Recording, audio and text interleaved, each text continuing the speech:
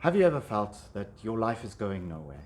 Perhaps you feel like you're walking through a desert where the horizon melds with the sky as one day turns into the next, all the same, in one endless grind of monotony. Or perhaps you feel like you're walking on a treadmill. You must keep running, but you don't know where you're going. When we feel like our lives are going nowhere, we face two temptations. Either the temptation to spice up our lives by painting outside the lines and win some illegitimate excitement, or the temptation to dull the pain of the daily grind by losing ourselves momentarily in a world without any pain or responsibilities. These are the two temptations that Jesus in today's gospel counsels us against when he says, beware of letting your hearts become drowsy and losing yourself in carousing and drunkenness. When time seems like it's going nowhere, our hearts do become drowsy, and we get tempted by either the promise of some immediate joy, carousing, or by the promise of dulling away the pain of that daily grind in drunkenness.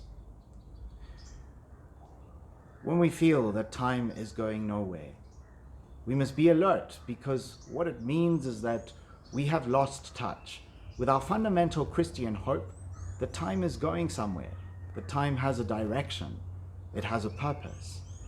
Unlike many other of the world religions who regard time as cyclic, like Hinduism and Buddhism, our Judeo-Christian tradition tells us that time is linear, it is going somewhere. This conviction or belief that time is linear and is going somewhere forms the backdrop of our gospel today. The Jewish people believed that time was divided into two great eras.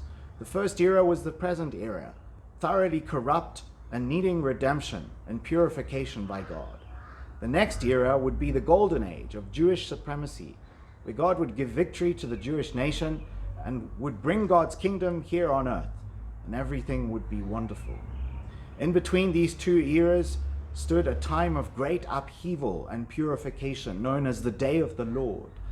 In today's gospel, when Jesus talks about cosmic events, great upheavals in the stars and the skies and the world, he is drawing largely on the imagery that comes from this Day of the Lord, this time of great purification that prepares or ushers us into, that takes us through the transition from one age, which is thoroughly corrupt, into the new age.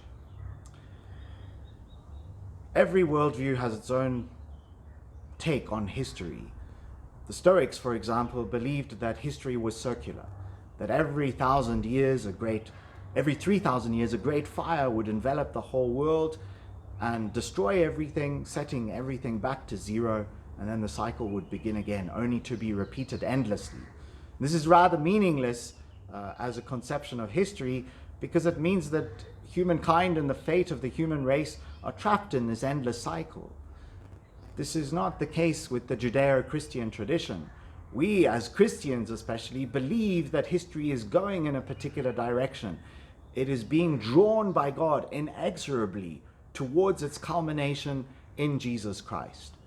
And so we are to keep our hearts ready, waiting, watching for the ways in which God will fulfill this promise of bringing history to its culmination and close in Jesus Christ.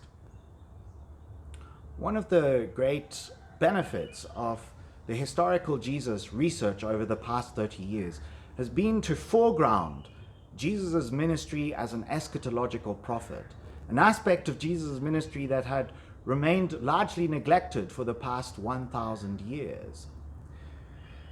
In the past 1,000 years, what we have done is turned Jesus into a timeless cipher of salvation and ethical teaching.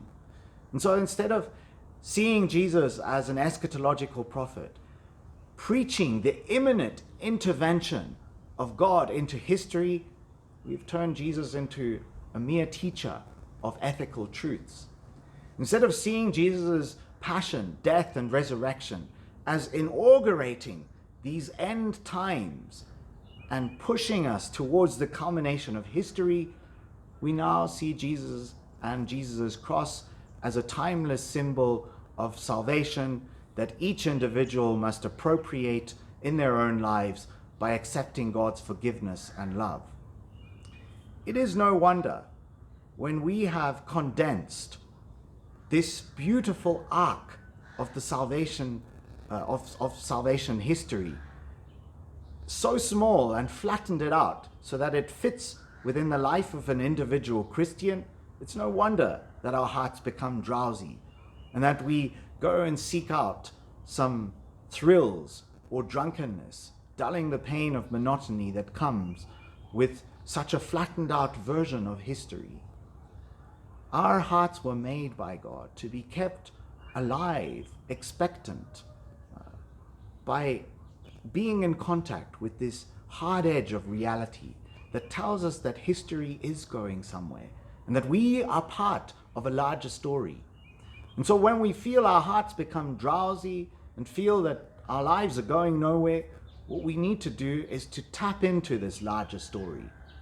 This is why Jesus encourages us in today's gospel to stay always alert, to be in prayer, so that when times of calamity and crisis strike us, when there are times of great upheaval, that we do not fall into the dismay and chaos that Jesus predicts will ensue, that our hearts are not seduced by all the various conspiracy theories that will fly about, that only sow discord and fear, but instead that we realize that if God could bring our salvation out of a failure and a crisis such as the cross, then God will use all the crises and upheavals that we face in our lives to bring about our salvation and to draw history to its close, to its final fulfillment in Christ Jesus.